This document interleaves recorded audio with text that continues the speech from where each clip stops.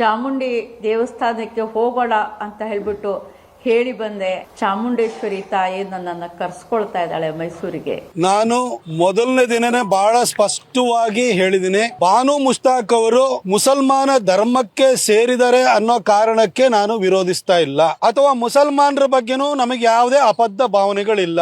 ಈ ವಿಷಯದಲ್ಲಿ ನಾನು ಮುಸಲ್ಮಾನರನ್ನಾಗ್ಲಿ ಬಾನು ಮುಷ್ತಾಕ್ ಅವ್ರನ್ನಾಗ್ಲಿ ನಾನು ಖಂಡಿತ ದೂರುವುದಿಲ್ಲ. ಯಾಕೆಂತಂದ್ರೆ ಈ ಹಿಂದೆನೂ ಕೂಡ ಟಿಪ್ಪು ಜಯಂತಿ ಮಾಡಿ ಅಂತ ಸಿದ್ದರಾಮಯ್ಯನವರಿಗೆ ಯಾವ ಮುಸಲ್ಮಾನನು ಬಂದು ಕೇಳ್ಕೊಂಡಿರ್ಲಿಲ್ಲ. ಆದ್ರೆ ಅವ್ರನ್ನ ಒಗ್ಗೂಡಿಸ್ಕೊಳ್ಬೇಕು, ತನ್ನ ಪರವಾಗಿ ನಿಲ್ಲಂಗ್ ಮಾಡ್ಕೊಳ್ಬೇಕು ಅನ್ನೋ ಕಾರಣಕ್ಕೆ ಸಿದ್ದರಾಮಯ್ಯನವರು ಸ್ವತಃ ಟಿಪ್ಪು ಜಯಂತಿಯನ್ನು ಆರಂಭವನ್ನು ಮಾಡಿದ್ರು. ಈಗ ಬಾನು ಮುಷ್ತಾಕ್ ಅವರ ವಿಚಾರದಲ್ಲೂ ಕೂಡ ಯಾವ ಮುಸಲ್ಮಾನರು ಬಂದು ಬಾನು ಮುಷ್ತಾಕ್ ಅವರನ್ನ ದಸರಾ ಆಚರಣೆಗೆ ಅದರ ಉದ್ಘಾಟನೆಗೆ ನೀವು ಕರೀರಿ ಅಂತ ಯಾರು ಕೇಳ್ಕೊಂಡಿರ್ಲಿಲ್ಲ. ಬಾನು ಮುಷ್ತಾಕ್ ಅವರು ಕೂಡ ಅಪ್ಲಿಕೇಶನ್ ಹಾಕಿರ್ಲಿಲ್ಲ. ಆದರೆ ಬಾನು ಮುಷ್ತಾಕ್ ಅವ್ರನ್ನ ಕರೆದ ನಂತರ ನಾನು ಎತ್ತಿದ ಕೆಲವು ಪ್ರಶ್ನೆಗಳಿಗೆ ಉತ್ತರ ರೂಪದಲ್ಲಿ ಬಾನು ಮುಷ್ತಾಕ್ ಅವರು ಮಾತಾಡಿದ್ದಾರೆ. ಕಾಂಗ್ರೆಸ್ಸಿನ ವಿವಿಧ ನಾಯಕರುಗಳು ಸಚಿವರುಗಳು ಕೂಡ ಹೇಳಿಕೆಯನ್ನು ಕೊಟ್ಟಿದ್ದಾರೆ. ನಾನು ಬಾನು ಮುಷ್ತಾಕ್ ಅವರಿಗೆ ನೇರವಾಗಿ ಕೇಳಲಿಕ್ಕೆ ಬಯಸ್ತೀನಿ, ಮೇಡಮ್ ನೀವು 2023ರ ಜನ ಸಾಹಿತ್ಯ ಸಮ್ಮೇಳನದಲ್ಲಿ ನೀವ್ ಏನಂತ ಮಾತಾಡಿದಿರಿ ಮೇಡಮ್? ಕನ್ನಡ ಭಾಷೆಯನ್ನ ನಾವು ಮುಸಲ್ಮಾನರು ಕಲೀಲಿಕ್ಕೆ ಏನು ತೊಡಕಾಗಿದೆ ಅಂತ ನೀವು ಹೇಳಿದ್ರಿ. ಕನ್ನಡ ಭಾಷೆಯನ್ನ ಮುಸಲ್ಮಾನರಿಂದ ನೀವು ದೂರ ಇಟ್ಬಿಟ್ಟಿದಿರಿ, ಮುಸಲ್ಮಾನರನ್ನ ಭಾಷೆಯಿಂದ ಹೊರಗಡೆ ಇಟ್ಟಿದಿರಿ.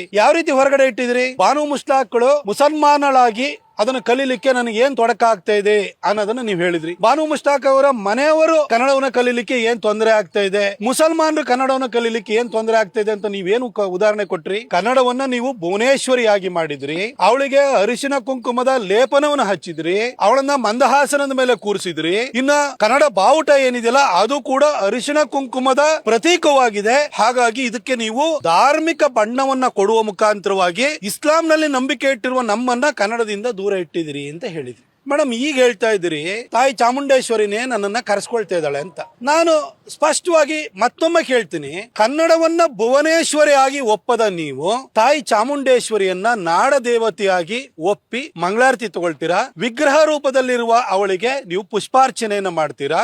ಈಗ ನಿಮ್ಮ ಧರ್ಮ ಅನ್ನೋದು, ನಿಮ್ಮ ಆಚರಣೆ ಅನ್ನೋದು, ನಿಮ್ಮ ಆರಾಧನಾ ಪದ್ಧತಿ ಅನ್ನೋದು ಅಡ್ಡಿ ಆಗಲ್ವಾ? ಮತ್ತು ಸ್ಪಷ್ಟವಾಗಿ ಇನ್ನೂ ಒಂದು ವಿಷಯನ ಕೇಳಲಿಕ್ಕೆ ಬಯಸ್ತೀನಿ, ಅರಿಶಿಣ ಕುಂಕುಮದ ಬಗ್ಗೆ ನಿಮ್ಗೆ ಯಾಕೆ ಮೇಡಮ್ ಅಬದ್ಧ? ಅರಿಶಿಣ ಕುಂಕುಮ ಅನ್ನೋದು ನಮ್ಮ ಸಂಸ್ಕೃತಿಯ ಭಾಗವಾಗಿದೆ. ಕರ್ನಾಟಕ ಮತ್ತು ಕನ್ನಡ ಕಲ್ಚರ್ ಅನ್ನ ಯಾವ ರೀತಿ ನೋಡ್ತೀವಿ?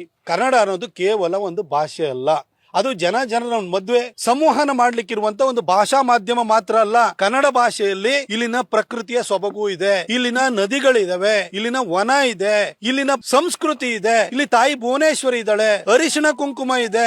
ಒಟ್ಟಾರೆಯಾಗಿ ಇದು ಕನ್ನಡ ಸಂಸ್ಕೃತಿಯಾಗಿದೆ. ಇವತ್ತು ಯಾರ್ದೇ ಮನೆಗೆ ದಂಪತಿಗಳು ಹೋಯ್ತು ಅಂತ ಅಂದ್ರೆ ಅಲ್ಲಿ ಸುಮಂಗಲಿಗೆ ಮನೆಯಿಂದ ವಾಪಸ್ ಅಲ್ಲಿಂದ ಹೊರಡ್ಬೇಕಾದ್ರೆ ಯಾವ್ದೋ ಗೆಸ್ಟ್ ಆಗಿ ಹೋಗಿದ್ರು ಕೂಡ ಹೋಗ್ಬೇಕಾದ್ರೆ ನಾವ್ ಏನ್ ಕೊಡ್ತೀವಿ? ಅರಿಶಿಣ ಕುಂಕುಮ ಕೊಡ್ತೀವಿ, ಒಂದು ರೊಕ್ಕೆ ಪೀಸ್ ಕೊಡ್ತೀವಲ್ವಾ? ಅದು ನಮ್ಮ ಕನ್ನಡ ಸಂಸ್ಕೃತಿಯ ಭಾಗ ಅಲ್ವಾ? ಹಾಗೆ ನಾವು ಯಾವುದೇ ದೇವಸ್ಥಾನಕ್ಕೆ ಹೋಗ್ಲಿ ಪ್ರಸಾದ ರೂಪದಲ್ಲಿ ಏನನ್ನು ಕೊಡ್ತಾರೆ? ಕುಂಕುಮವನ್ನು ಕೊಡ್ತಾರೆ, ಹೂವನ್ನ ಕೊಡ್ತಾರೆ. ಅದು ನಮ್ಮ ಸಂಸ್ಕೃತಿಯ ಭಾಗವಲ್ವಾ? ಆ ಕುಂಕುಮದ ಬಗ್ಗೆ ನೀವು ಅಬದ್ಧವನ್ನ ಇಟ್ಕೊಂಡಿದಿರಲ್ಲ. ನೀವು ಇವಾಗ ನಿಮ್ಮನ್ನ ತಾಯಿ ಚಾಮುಂಡೇಶ್ವರಿ ಕರ್ಸ್ಕೊಳ್ತಾಳೆ ಅಂತ ನೀವ್ ಹೇಳ್ತಾ ಇದೀರಲ್ಲ.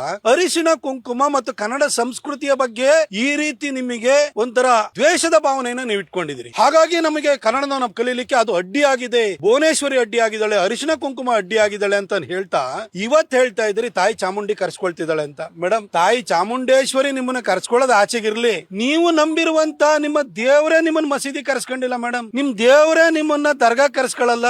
ಇನ್ ಹೀಗಿರ್ಬೇಕಾದ್ರೆ ತಾಯಿ ಚಾಮುಂಡಿ ನನ್ನನ್ನು ಕರ್ಸ್ಕೊಳ್ತಿದ್ದಾಳೆ ಅಂತ ಅದು ಹೆಂಗ್ ಹೇಳ್ತಾ ಇದ್ರಿ ಮೇಡಮ್?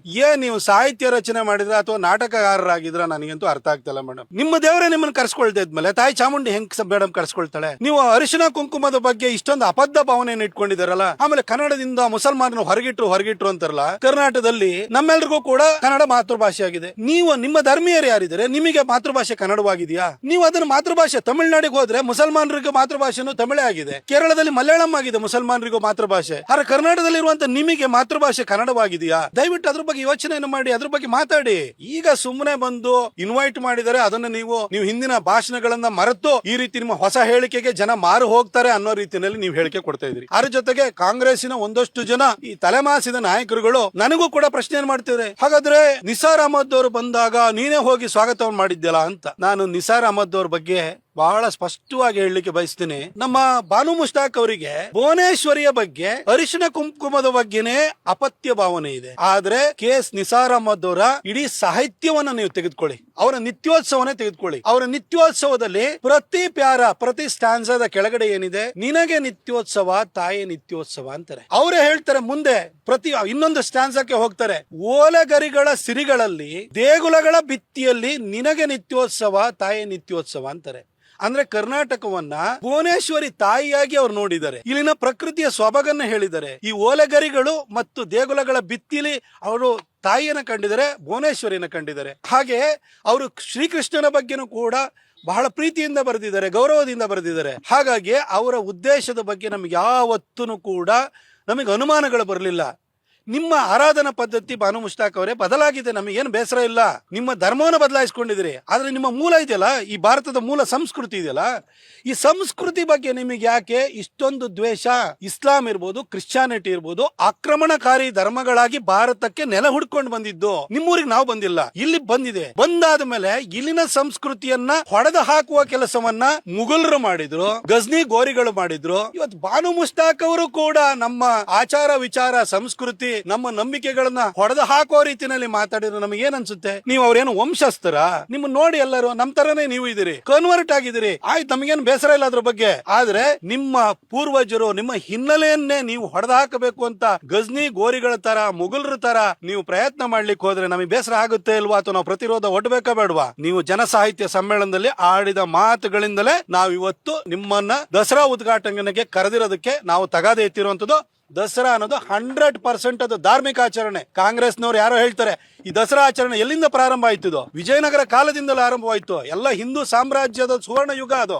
ಅದನ್ನ ಮುಂದುವರಿಸಿಕೊಂಡು ಬಂದಿರುವಂತರು ನಮ್ಮ ಮೈಸೂರು ಮಹಾರಾಜರು. ದಸರಾ ಅಂತಂದ್ರೆ ಅಲ್ಲಿ ಹೋಗಿ ಚಾಮುಂಡಿ ಬೆಟ್ಟದಲ್ಲಿ ನೀವು ಪುಷ್ಪಾರ್ಚನೆ ಮಾಡುವಂಥದ್ದು ಮಾತ್ರ ಅಲ್ಲ, ಅದು ವಿದ್ಯುಕ್ತವಾಗಿ ಆರಂಭವಾಗುತ್ತೆ. ಅರಮನೆಯಲ್ಲಿ ಅಷ್ಟು ಚಂದವಾದಂಥ ಕಾರ್ಯಕ್ರಮ ನಡೀತದೆ, ಖಾಸಗಿ ದರ್ಬಾರ್ ನಡೀತದೆ.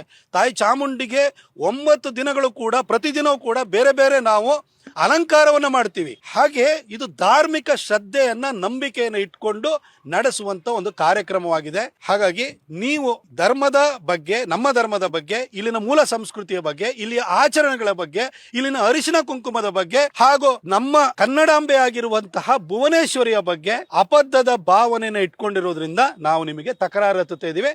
ಅದನ್ನ ನೀವು ಕೂಡ ಅರ್ಥ ಮಾಡಿಕೊಂಡು ನಡೀರಿ ಅಂತ ಕೇಳ್ಕೊಳ್ತೀನಿ.